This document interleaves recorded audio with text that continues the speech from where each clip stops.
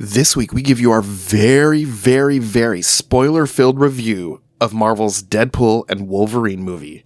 Welcome to the Infinite Taylorverse.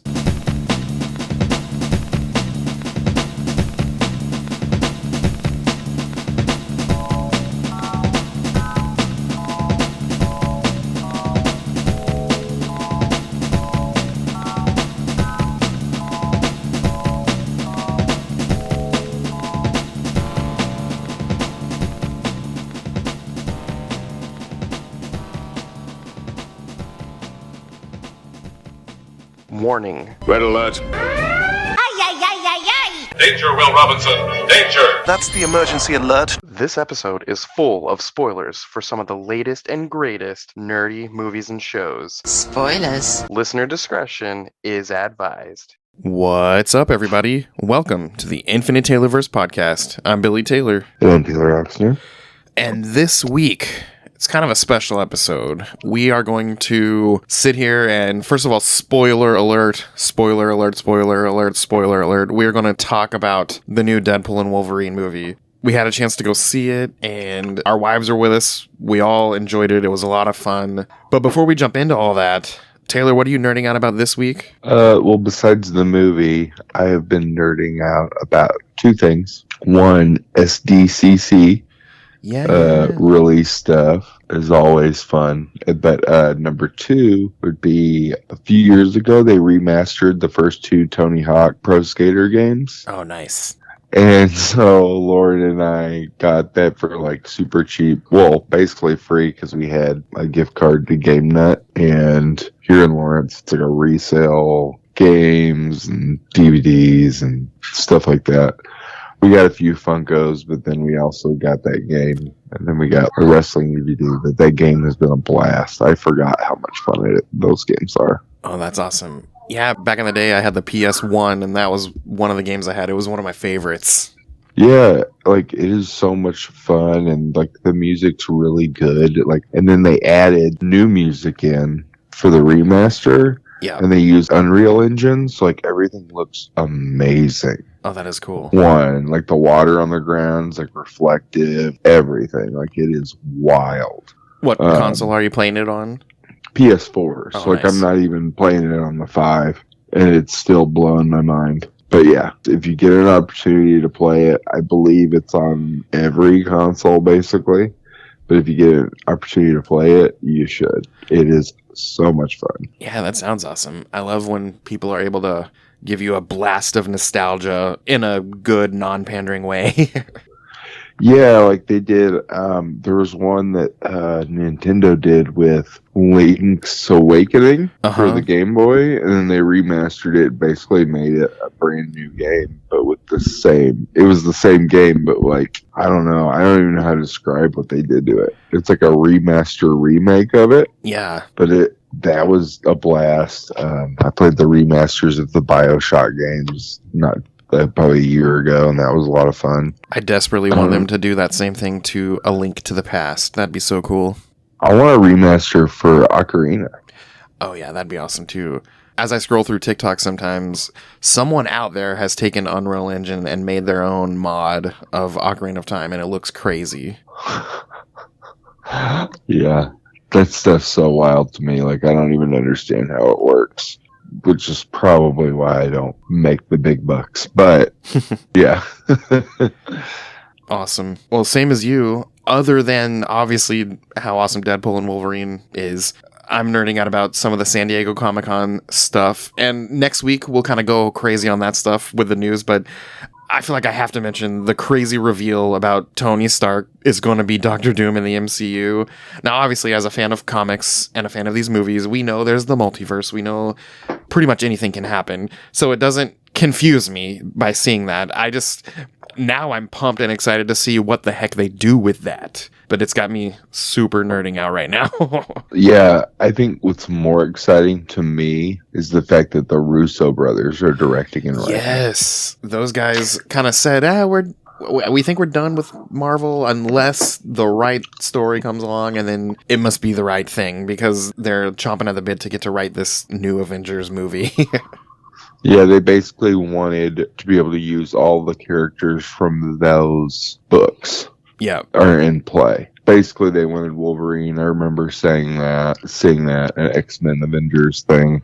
But yeah, I have theories about it, but we can talk about it next week. But I think it's going to be amazing. Yeah, I cannot wait. Same here. Got a lot of theories, but we'll throw that in the list next week. But for this week, we are going to sit here, and again, I've said it already. The intro said it.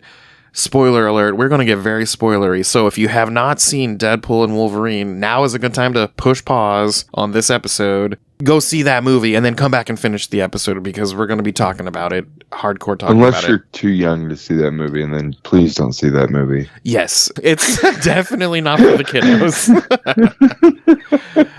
And the first two obviously had the adult humor and the blood and gore and violence. I say this one is at least triple that. Yeah, I think they're really leaning into the fact that it was like people were worried that since Disney had it, that they were going to tone it down. And I think Disney's was like, basically, between them and Ryan Reynolds, we're just like, hold my beer. Yeah.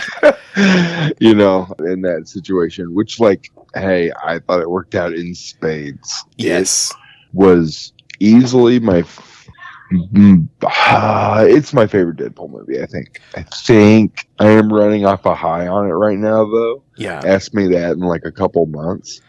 But the Wolverine stuff alone was so amazing for the little kid in me that, like, I don't think I could make it the number one Deadpool movie in my mind. Yeah, same here. It's definitely favorite Deadpool movie, and I might have to put it in top 5 MCU movies for myself as well. Oh, wow. Yeah, it was so good.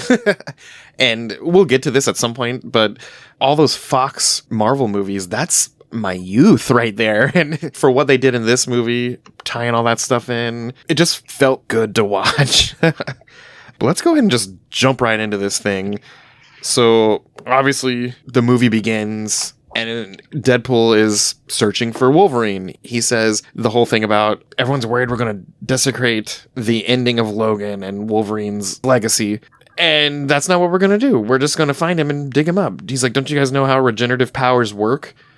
And he starts digging and he clinks the corpse and he picks it up and he just starts cussing like crazy because he's like, oh yeah, I guess he really is dead. And at that point, the TVA from Loki shows up. And he just kind of, this whole fight sequence mixed with a dance sequence using NSYNC's Bye Bye Bye was hilarious, first of all. And he makes the comment about the human body has 200 some odd bones. He's like, 201 if I'm watching Gossip Girl.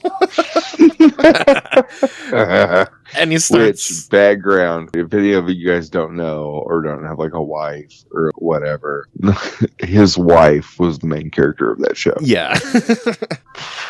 So there is another joke in there. Yes.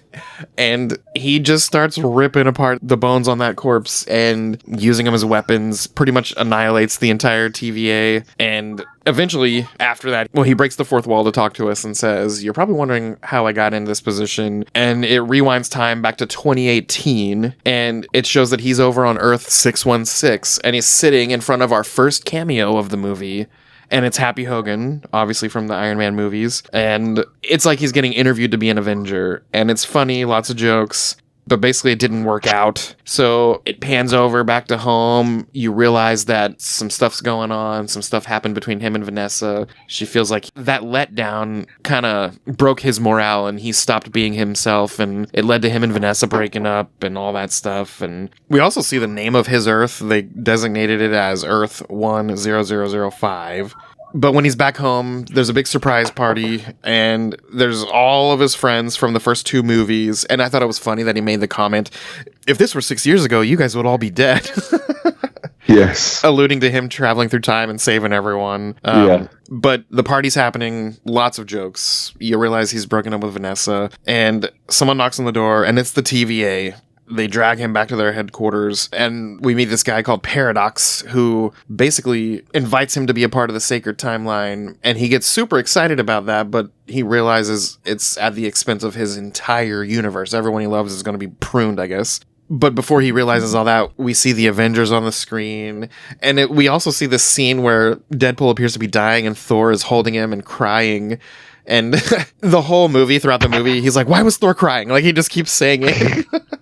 They never answer it, but it was hilarious. I wonder if we'll ever find out why Thor's crying. I know. Can you picture, we get a Secret Wars movie and that's part of it at some point? I mean, possibly. They say they're going to do one more Thor movie, correct? I think so. At least, yeah. And it's like Thor vs. Hercules, isn't it? Yes. I think so. Movie?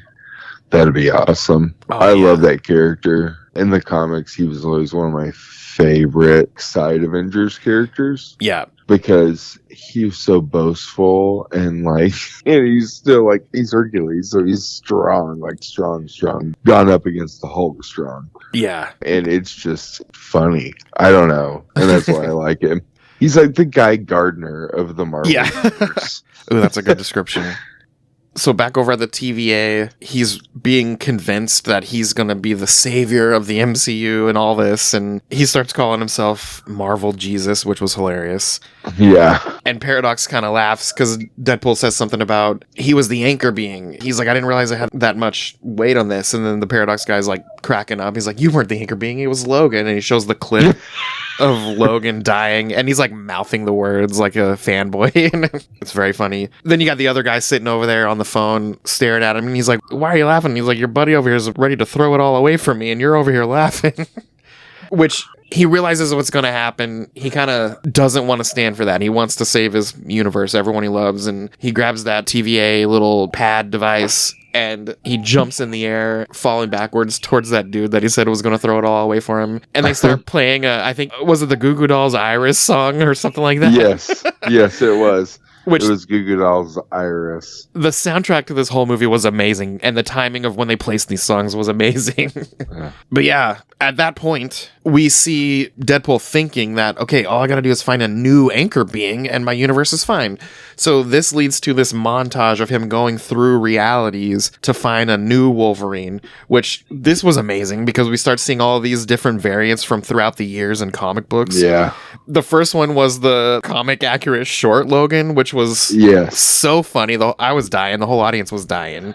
Yeah, it was hysterical. I was surprised that they didn't get Danny DeVito. Oh my gosh, that would have been even better. I was legitimately, because I was like, why did they not do that? That was like a big joke to have Danny DeVito as Wolverine because he's so short and, Yeah. And I like how we don't notice that at first because it's a close-up on his face, and all they did was CGI him to be smaller. So when he hops off that stool, he's like, oh, look at you little comic-accurate Wolverine. So funny. And that obviously didn't work out. He goes to the next one, and it's the Age of Apocalypse Wolverine with the big hair and the big beard. And they had the one claw's not there anymore. Yeah. Yeah, that one. That was crazy. I actually forgot about that until you just said that. And now I am just blown away again by that. And then the next one we see is the one where he calls himself Patch, wearing the white tux, and he's over at Madripoor. Yeah. That was cool. That was cool. Oh, then we get a comic accurate old man Logan sitting on the porch with the hat, and the shotgun. Yeah. And then, the classic John Byrne brown suit Wolverine, which first of all, seeing that was cool. And then he called it, oh my gosh, it's classic John Byrne brown suit Wolverine. And he turns around and there's Hulk, and Hulk punches him. And yes. Because that was amazing. And you see the Hulk's face on the claws, the cover. Uh-huh. Oh my God. My little nerd in me, I was like, oh my God. Even though it wasn't even a full fight, I was still so pumped. Right? Oh man, keep going. Let's keep going. Let's see, the second to last, I should say, because we keep seeing him throughout, but then we finally see him turn around, and it's Wolverine played by Henry Cavill. Yeah, I would not have known that was him unless he would have said something. Yeah. That's how good he looked, how much I was like, whoa. And he's like, oh my gosh, it's the Cavalrine. And and he says a comment about, welcome to the MCU. We're going to treat you way better than those guys down the street. He says something way worse than that, but it was pretty funny. But he looked freaking awesome as Wolverine. And then after that moment, we get to the quote-unquote bad Wolverine that we wind up following throughout this whole movie.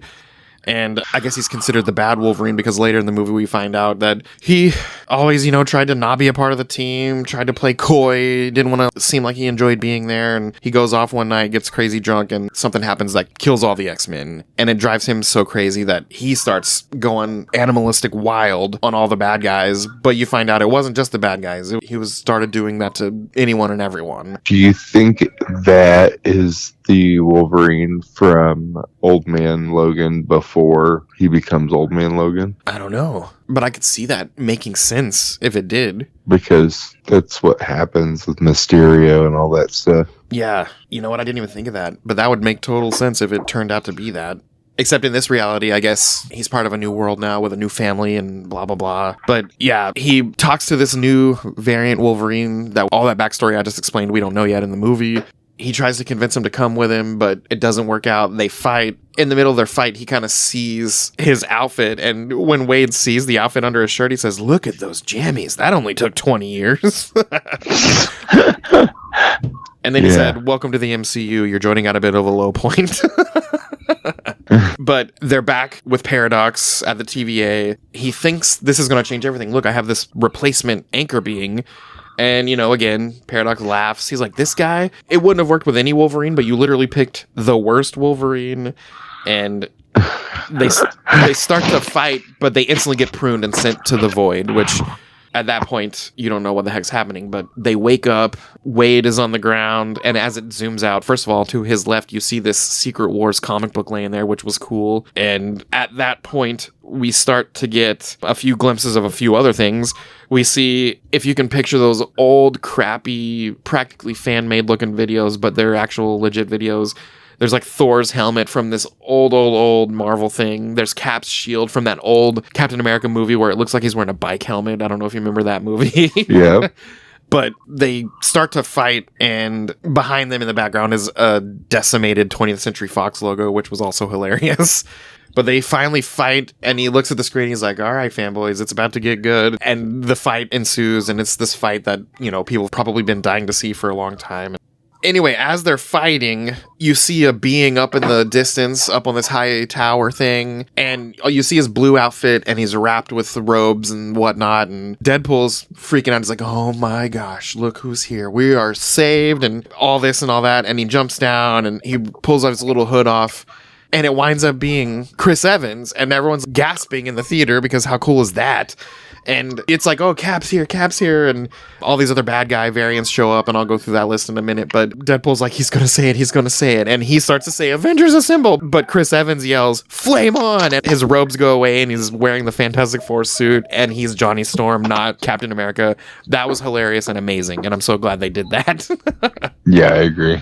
Some of the bad guys that they're fighting that led to this, some people that showed up were Sabretooth, Pyro, Toad. Later we had Azazel, Lady Deathstrike, Juggernaut, Psylocke, Castillo, the Russian. Obviously we had Eightieth from Loki, season 1, episode 5. Sort of a cameo, but not really a cameo, was Ant-Man's giant corpse being used as a headquarters for the bad guys. Yeah. Some other stuff we saw out in the distance. We saw the Milano from Guardians of the Galaxy. We could see an Asgardian castle. There was the Black Order's Q ship from Infinity War. There was a helicarrier. Yeah, the helicarrier from S.H.I.E.L.D. There was a Chitauri Leviathan corpse. And some of the cars that the bad guys were driving, one of them was Red Skull's car. One of them was the Fantasticar, which we haven't even seen in these Marvel movies. One was Tony Stark's hot rod. One was Deadpool's chimichanga truck from the comics, which was hilarious. But yeah, they're tied up and taken back to the headquarters where the villain is revealed to be Cassandra Nova, who's Charles Xavier's evil twin. And she was pruned to the void before she can even walk because of how, I guess, deadly she could be to the universe. Wade starts saying that Johnny said a lot of terrible things about her. And after a bunch of hilarious exchange, she kills him. She literally peels the skin off of his body, which is crazy. Yeah. And Deadpool is like, ew, oh well, not my favorite Chris.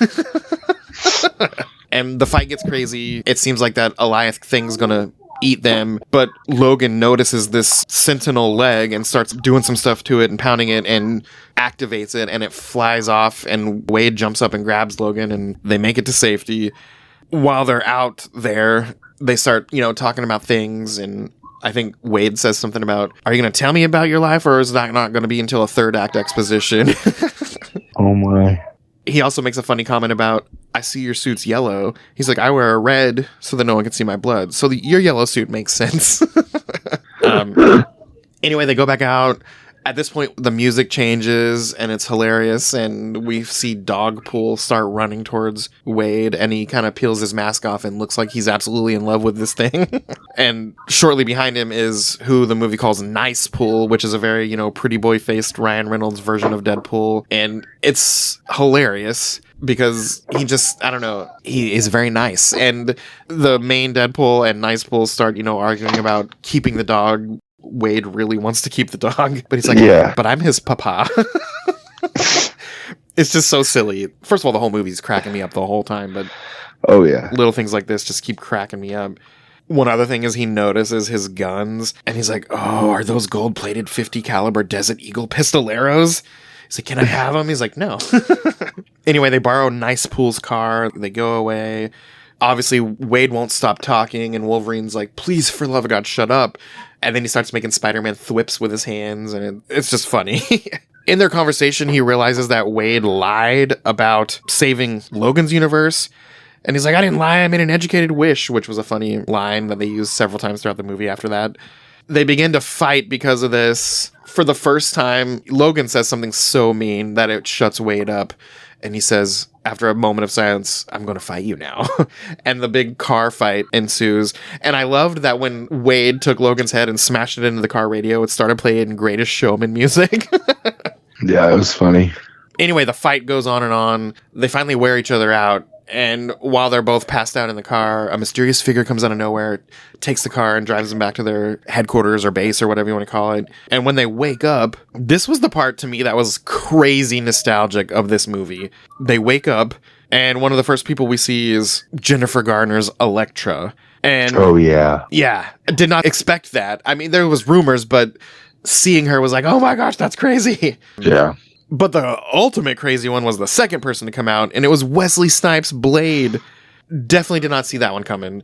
Especially because they famously don't like each other. Yeah, there was some beef back in the day when they were on the set of Blade 3 together, which it's funny if you watch some of the San Diego Comic-Con clips of that panel. He even says, ladies and gentlemen, my friend, Mr. Wesley Snipes, and they come out and they shake hands and hug, and so I guess they've squashed it, so that's good. Well, that's good. I kind of always thought it was just... oh, somebody had a paycheck. Right. Because he could not stand him. He made it very known. Oh, yes. Oh, and then we get the never-before-seen on-screen Channing Tatum's version of Gambit, which was hilarious. Yeah, especially because they'd said they were going to make a Gambit movie, 10 years ago? Uh-huh, something like that. Yeah, and then it just never happened. Yep. And that Channing Tatum was, so pumped to do it. Yep. And so they made a comic-accurate version with Channing Tatum. Yes, and his very over-exaggerated Creole accent was so funny. Yeah, it was. At one point, Wade says, who's your dialect coach, the Minions? And then the final reveal that comes out is Daphne Keane playing X-23, and she's who, brought them back to the base, and they're going through the list of the people that's been on their team that they've lost throughout the years in the Void, but they mention the Punisher, Quicksilver, and Daredevil, and then they make a funny quote about Daredevil where they say something about him, and Jennifer Garner's like, yeah, it's all right, because in real life that's Ben Affleck, her ex-husband, and I just thought that was funny. Yeah. They talk about, man, we got to stop Cassandra Nova. Where's Magneto? There's got to be Magneto. And they're like, nope, she killed him. And then obviously Wade screams and cusses. And they're like, well, what about his helmet? It's got to be lying around here. Like, she melted it. He cusses some more. But then they realize Juggernaut's helmet has the same properties. So then they come up with a plan. Like, all right, we got to get Juggernaut's helmet. So they make their plan. Logan laughs at him. They're all cheering and happy, and Logan's like, you're all gonna die. And Wade's like, read the room. Later, we see this kind of touching moment where Logan's talking to X-23, and he's basically saying, you got the wrong guy. And she's like, you're always the wrong guy until you weren't. And I thought that was a really good line. We also find out that Pyro is working for Paradox. He's kind of double agent character between Paradox and Cassandra Nova. And they make their way over to Nova's headquarters for the huge, I guess, the big ultimate fight of the movie. Well, one of the two. There's another one later. But on the way, they say something about Blade. He pulls out that bazooka and shoots open their headquarters. And he says something about Blade. And then Blade's like, yeah, there's only one Blade and there's only ever going to be one Blade. And then Wade just kind of looks at the camera and makes a funny face. That's like it was very much like an office. It looks like Jim looking at the camera.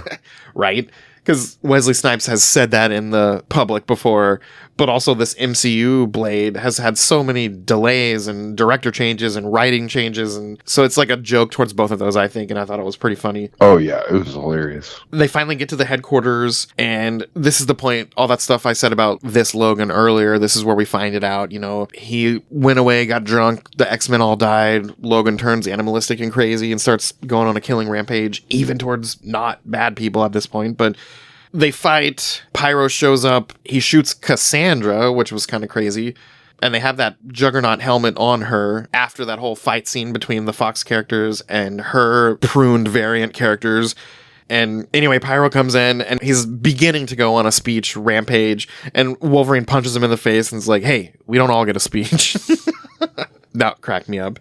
Basically, Cassandra's about to die, but Wolverine's like, this isn't right. We can't let her die. And it's basically because of how much he cared about Charles. He said if Charles knew she existed, he would have torn a hole in the universe to find her. So I'm doing this for Charles. And because they save her and don't let her die, she does them a favor. She pulls out a Doctor Strange sling ring and opens up a portal for them to go back to their Earth, which I thought was crazy cool. And if you look at that sling ring, it looks like it has a green and a red stone on it, which was interesting to me. But also, when she says that, if you look over at her desk, Doctor Strange's cloak was on the desk, too. So that was another interesting little nod there. Oh, that's interesting. Yeah. Anyway, they crash land back home. It's the scene where Peter's trying to finish selling a car that Wade was trying to sell earlier in the movie. And they crash on the car. And the little kids are like, oh my gosh, it's Deadpool and Wolverine. And they're like, I thought Wolverine was dead. And Logan says, well, Fox killed him. Disney brought him back. They're going to make him do this till he's 90. It was pretty funny. We see the Void again. Cassandra basically kills Pyro and goes for the Time Ripper that's on Wade and Logan's Earth. So she makes her way over there, out of the Void. Hunter B-15 from Loki at this point is alerted to some weird things going on and starts making her way over to Deadpool's Earth. This final fight is about to begin. Logan and Wade get crashed into a storefront, which doesn't mean anything at this point, but when they walk out, you see the sign of the storefront, and it says Liefeld's Only Feet, which I thought was hilarious. And for those of you listening, Rob Liefeld's one of the creators of Deadpool, and he's notorious for being bad at drawing feet, among other things, but that was a funny nod, and he himself thought it was hilarious. He didn't take it as a slight. Anyway, Cassandra starts to turn on the Time Ripper, and at this point, an army of Deadpools start coming out of the Void. First, we see Dogpool, which makes Wade super happy, followed by Nicepool, and then followed by this huge army of Deadpool variants. And when he's talking to Nicepool, they're going back and forth talking about who deserves the dog. And he's like, we can let the dog choose. He tells the dog, he's like, do you want original recipe or Van Wilder? Which made me laugh because when I was younger, I loved that Van Wilder movie. Yeah. But anyway, all these Deadpool variants start coming out of the Void. And some of the notable ones, we had obviously Lady Deadpool, who was played by Blake Lively. And we had Cowboy Deadpool, who was played by Matthew McConaughey. I did not realize this, but Headpool, the floating head with a little propeller beanie, was played by Nathan Fillion. Oh, I didn't know that either. And Kidpool, the one with the really bad potty mouth, was played by Blake Lively and Ryan Reynolds' actual daughter, Inez. So that was kind of funny, too. As they're about to fight, Logan reaches back and puts on the cowl for the first time in the movie, and Wade's, cracking up about it. He makes the comment, he's like, oh, that mask is so intimidating. It's like Batman, except he can move his neck. Yeah, it's so cool. I was so excited for that. Another interesting thing I found out after the fact was one of the stuntmen during this Deadpool fight scene was Harry Holland, who is Tom Holland's brother. So that's kind of cool. It is cool. And this fight is going on and on and on. You find out Nicepool can't regenerate, so he's dead. So they think they can kill all the other Deadpools, but they all can regenerate. And it upsets him because he's like, oh, the one guy, I thought they would all not be able to do that. But at the last second, you get this Deadpool riding up on a bicycle wearing a suit that's way too small, and he pulls the mask off, and it's his friend Peter. And then all the other Deadpools freak out because they all have a Peter in their world, and they all love him. So they're all excited to see him, and it basically makes the fight stop in a really funny way. And they realize when they go inside, they start talking to the Paradox guy, how can we stop this? And he tells them basically the area full of antimatter and the area full of matter have to meet and bridge the gap. That's the only way it's going to stop this from happening. So they go down to the basement where all that stuff is, and they realize they've got to be the ones to do this. Wolverine says, you know what, let me do this. You got this whole world. You got your family, your friends. I've got nothing. And Wade says, okay, but the next thing you know, he grabbed a fire extinguisher and bashes him in the face and pushes him out the door and locks it. And he's like, what are you doing? Like, Logan's freaking out. What are you doing? It's supposed to be me. And he's like, no, it's because I'm Marvel Jesus. And then he puts his hand on the glass and says, or Spock, you know, making fun of the old Star Trek movie. And he's like, I don't know, hard to say. And anyway, he starts to do it, but you realize he can't do it. He can't reach both ends. But the whole time Logan's bashing the door, and he finally crashes his way through and takes his hand and puts his other hand to bridge the gap. And when he does it, his shirt busts off and you see, you know, Hugh Jackman's crazy abs, and Deadpool's face kind of lights up and freaks out staring at the abs. And the music starts playing. It's hilarious. Again, another perfect moment to throw in some of this music. They were playing Madonna's Like a Prayer. Anyway, because of what they did, it kind of restored the timeline's integrity. Cassandra Nova died. She was kind of poofed away. And at this point, Hunter B-15 arrives to talk to Paradox. And he basically goes in this whole spiel about those two heroes saving everything to kind of save face. He's like, but they died. And suddenly you hear, he's risen, baby girl. And Paradox cusses. And Deadpool and Wolverine walk around the corner. And he was like, how did you survive? And he's like, hey, you put a Deadpool and a Wolverine together, make them hold hands and listen to Madonna. They're indestructible. Hunter B-15 says he's under arrest and all that. They take him away. She says, I want to show you something huge. And Wade says, that's what Scoutmaster Kevin used to say. And she basically revealed their timeline was saved from extinction. They ask her to please bring those other Fox characters home and give them a good ending. They ask about fixing Logan's timeline, but she basically says we can't do that because everything in his life led to him becoming who he is today. And that's the end of that. And Wade says, I'm hungry. Let's go get shawarma. And as they're walking away, he's like, did you know the Avengers discovered shawarma? Which I just thought was funny because how many people didn't even know about that place until the Avengers movie? And back home, it's kind of the final part of the movie. It's a happy ending. They're back at the apartment with all the friends, but we also see, you know, Logan's there, and X-23's there, and Dogpool's there. And Wade looks at Vanessa and he says, I did it for you. Even if you don't want me, I did it all for you. And she takes his hand, which kind of alludes to them getting back together, which was nice. Then the credits start to roll, and there's this very nostalgic montage of clips of all the old Fox Marvel movies. And I didn't realize how many feelings and emotions I had about those movies until I saw that stupid clip. Yeah. I mean, I'm so far removed from them now. For some reason, I didn't have... There was some scenes where I was like, oh, that was cool. Yeah. But it was just... I don't know. These Marvel movies have taken the place of a lot of these in my... And then at the end of the credits, the post-credits scene is Wade's back at the TVA, and he says, let's see what really happened with Johnny. And all those things that Wade said, Johnny said, which seems like a big fat lie, he actually said them all, and it was hilarious. Yeah, it was funny. I'm so glad that they used Johnny Storm to do that, and not Steve Rogers, because Steve Rogers wouldn't, because language. Yes. So, like, it really gave him that, you know... That ability to do it, teenager, you know, attitude. Yep. And, yeah, that's the movie. It was so freaking good. I can't wait till it's on streaming or whatever to watch it again. And again. And again and again. And here we are. We watched it Thursday. We're recording on Tuesday. So that's 5 days ago. Here's some of the latest stats. It has landed the 8th biggest opening of all time in the United States with 205 million domestic. Only 9 movies in Hollywood history have crossed the 200 million mark in their opening weekend. It's made 438.8 million worldwide, which is the largest R-rated movie debut of all time, opening weekend. Not another R-rated movie has ever done that. That's kind of crazy. And one of the final funny things is, if you can picture that Wolverine meme where he's laying on the bed looking at the picture frame, and people change what's in the frame all the time to make their memes funny, but Hugh Jackman in costume, they made that meme, and inside the frame, it's showing these stats of how much money they've made. It's awesome. It's just so funny. And then Ryan Reynolds made the same meme of him in his Deadpool costume laying on the bed looking at the frame, and inside his frame is the meme of Hugh Jackman doing the meme, and it's so funny. They're so dumb. It's so funny.